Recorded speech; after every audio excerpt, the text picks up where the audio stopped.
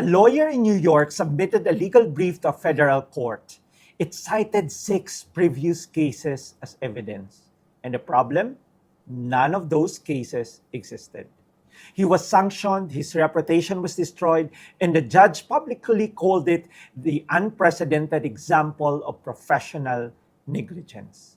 I'm Jerry Ilaw, the co-founder of Darky and Otoma and the founding president of the Philippine AI Business Association.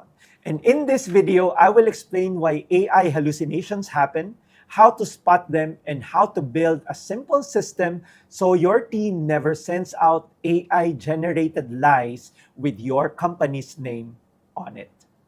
Imagine your employee sends a report to a client with statistics that AI invented. Or your team presents a strategy based on a market trend that does not exist. Or your manager quotes a regulation to a government agency and it turns out AI fabricated it. And that is not a glitch. It is called hallucination. And if your team is using AI without knowing how to catch it, it might be a matter of time before it happens to you. So, what is hallucination? And why does it happen? First, let us understand what is actually going on. When AI hallucinates, we mean it generates information that sounds completely real, but is partially or entirely made up. That is, fake statistics, fake quotes, fake references, fake companies, and sometimes even fake people. And here is the part that makes it dangerous. It delivers these lies with absolute confidence. Walang disclaimer, walang asterisk, walang, I'm not sure about this. It sounds just as polished and certain as when it gives you a correct answer. So, why does this happen? Well, AI does not actually know anything. It does not have a database of facts that it checks before answering. What it does is predict the most likely next word based on a pattern it learned from massive amount of text. It is a pattern completion engine and not a truth engine. So when it does not have the real answer, it does not say, I don't know or hindi ko alam. It does exactly what its design tells it to do. It generates the most plausible sounding response. And sometimes, plausible sounding is completely wrong. Think about it this way. Imagine you ask someone a question in a job interview and instead of admitting that they don't know, they just gave you a very confident, very detailed, and completely made up answer. And that is exactly what AI does. Magaling magsalita, pero hindi ibig sabihin totoo ang sinasabi. Now, let's talk about the 3 types of hallucinations. There are 3 types your team needs to watch out for. So the first one is fabricated facts.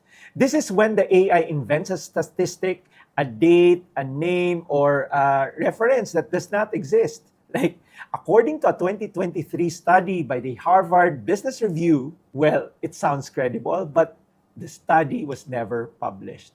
And this is the most common type and the most dangerous because it is the hardest to spot if you are not actively looking for it. And type 2 is false connection. This is when the AI takes 2 real things and connects them in a way that it is incorrect. Kumbaga, the company is real, the regulation is real, but AI says one applies to another when it actually doesn't. And each piece is true, but the relationship between them is false. And this is especially risky in legal, compliance, and financial context. And the last type is confident nonsense. This is when AI generates an answer that is structured perfectly, proper grammar, clear logic, professional tone, but the substance is completely hollow. It reads well, it sounds smart, but when you actually examine the content, there is nothing there. Parang maganda yung packaging pero wala namang laman. So to summarize, the 3 types of hallucinations are: first is fabricated facts. This is when the AI invents a statistic, a date, a name, or a reference that does not exist. The next is false connections. This is when the AI takes two real things and connects them in a way that is incorrect. And lastly, confident nonsense. This is when the AI generates an answer that is structured perfectly, that's perfect grammar, clear logic, professional tone, but the substance is completely hollow. And the reason these are all dangerous is the same way. They look professional, and then your team will not catch them unless they are trained to look. So some executives hear hallucinations and think that it's an IT issue. Well, it's not. This is a reputation issue, a compliance issue, and a client trust issue. So when your company sends out a document, a report, or a recommendation, your name is on it. Your credibility is behind it, and the client doesn't care if AI wrote it. They care that it came from you and it was wrong. So isang maling fact sa isang client presentation, tapos na ang tiwala. And in regulated industries like legal, finance, healthcare, or government, a hallucinated fact can lead to fines, legal action, or revoke licenses. So the cost of not catching a hallucination is not embarrassment. It is actually business damage. So how do you protect your business? Well, you need a system.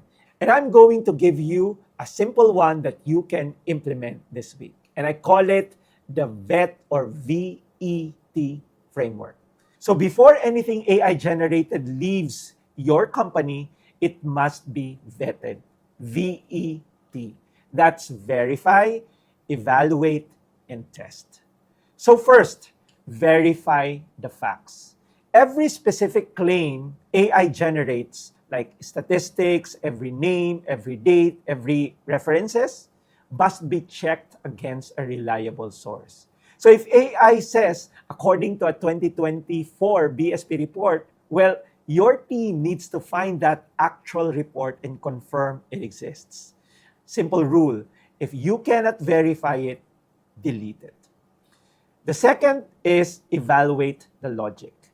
Even if the individual facts are correct, check whether the connections and conclusions make sense. Does this recommendation actually follow from the data? Does this regulation actually apply to this situation? AI can sound logical without actually being logical. So your team needs to read critically, not just scan for typos. And lastly, test with a trusted source. So for anything high stakes like client deliverables, legal documents, financial reports, never use another AI to fact check an AI. Well, they often make the same mistake. So instead, run key claims through a deterministic trusted source. Like for example, you can use Google search, or kaya check your internal company database, or ask an actual human expert. And if your trusted source confirms it, your confidence goes up. And if it cannot be found, you might just have caught a hallucination before it went out the door. So the VET framework takes 10 to 5 extra minutes per document. That's nothing compared to the cost of sending a client a full report with invented facts. So verify, evaluate the logic, and test with trusted source. That's the VET framework. Now, a framework can only work if your team actually uses it, di ba? So here is how to make it stick. Step 1 is add VET to your workflow. So make it a required step before an AI-assisted document is sent externally. Treat it like a manager's approval. It's not optional. And then step 2, assign a last eyes person.